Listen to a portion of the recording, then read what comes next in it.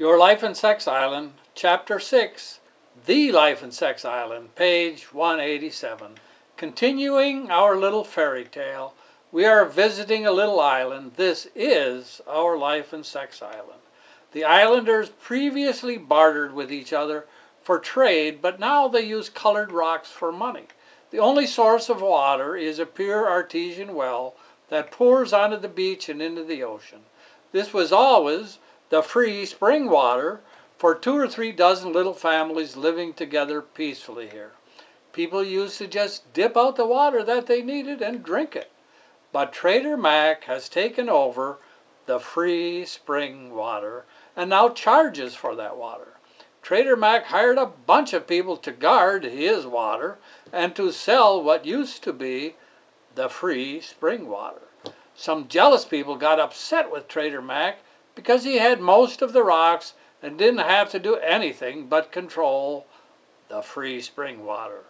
So Trader Mac hired some clever fellows who didn't want to work to sing his virtues and praise the new rock system that we would call money. Trader Mac had to loan money to people so that they were able to live. Trader Mac was an easy lender. He had baskets and baskets of rocks. As a result, most everyone else had fewer rocks, and he was eager to loan them out at a profit.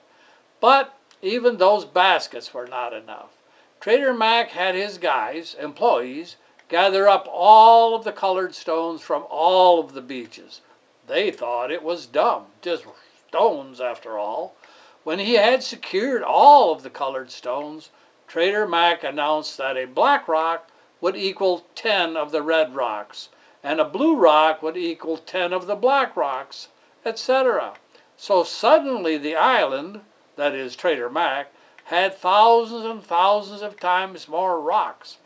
But Mike, by frantic trading and borrowing, had been able to keep ahead of the game and was able, just able, to feed his family, buy water, the free spring water, and pay Trader Mac. But it was making him crazy. He could hardly keep up with the price increases and still keep some rocks for himself and his family. And Trader Mac was frantic to loan out all of his excess rocks. So Trader Mac was making more and more loans to people who would have a problem paying them back. But most people who were actually digging, spearing, and gathering were in the same boat, struggling to buy water, the free spring water, and food for themselves and their families. Many people were actually borrowing from Trader Mac just for food and water, without any real idea as to how they were going to pay him back. But they were desperate enough that they would do anything to put food on the table, and the devil take tomorrow. Everyone except Trader Mac and the Truth Fountain poets was having trouble making it. Everyone worked harder and harder, but Trader Mac just raised the price of the water, and no one could catch up, much less get ahead. Even with Joe's kids showing everyone how to use leverage and other tricks to produce more, it did no good, because Trader Mac was always one step ahead, raising prices so that they could never catch up. Trader Mac didn't want any rocks in his baskets. He wanted them all loaned out, fetching even more rocks. Rocks making rocks. If people were stupid enough to borrow rocks, which would effectively reduce them to slavery, that was certainly not Trader Mac's concern, nor his responsibility. His concern was to make sure that they paid him back at any cost to them. They borrowed the rocks, they had to pay it back with interest. Right is right, fair is fair after all. So many things were happening that it was hard to keep them all straight. Maybe we should just follow what happened to one thing while holding all other things constant. Just kidding.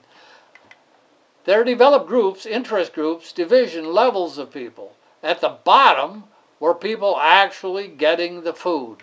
Next, in the middle, were people like Mike exchanging one thing for another, at each exchange keeping enough to make it worth their while.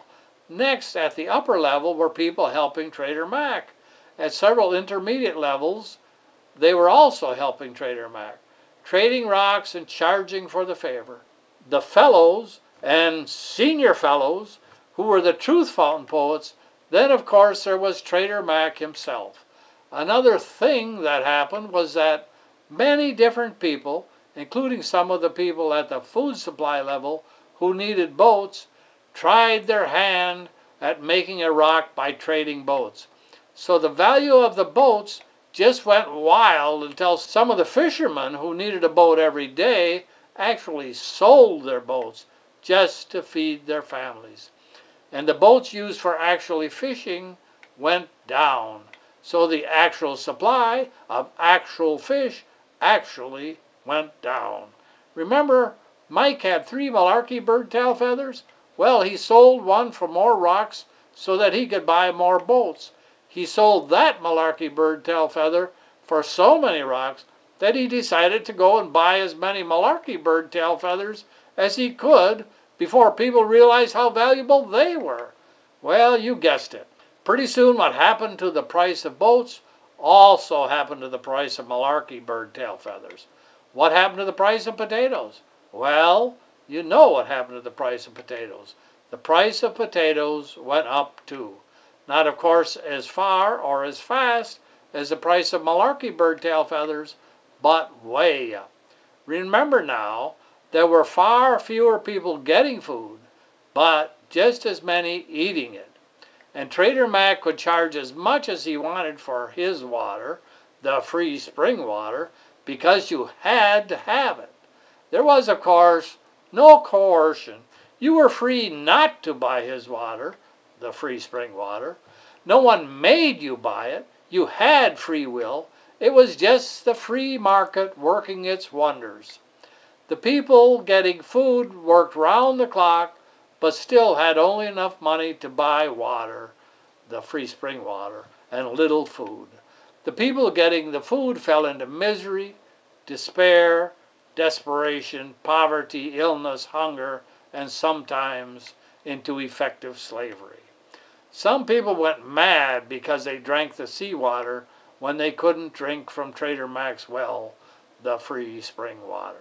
But fortunately, this ugliness was kept hidden from Trader Mac. The price of boats went so high that only Trader Mac could afford one, and he didn't want more than he already had. Poor Mike was left owing Trader Mac dozens of rocks of multicolors. Mike's yard was filled with boats that no one could afford. He couldn't give them away for even one red rock. No one had any rocks to spare. He tried insuring them with Trader Mac for more than their book value, with an eye of persuading a tree to fall on them, but Trader Mac saw through him and just laughed at him. Trader Mac had all of Mike's rocks and all of the rocks that Mike would earn for many years. The malarkey bird tail feathers became nearly worthless too. Mike went back to fishing, even though he had a problem with selling his fish because everyone used all their rocks to buy water, the free spring water. At least he could eat the fish. He also loaned 1 or 2 boats out to people who would fish. In return, he got a small part of their catch. The Truth Fountain poets explained everything. You'll have to come back and listen to them. I'll be back. Purchase the book by clicking the link in the description below.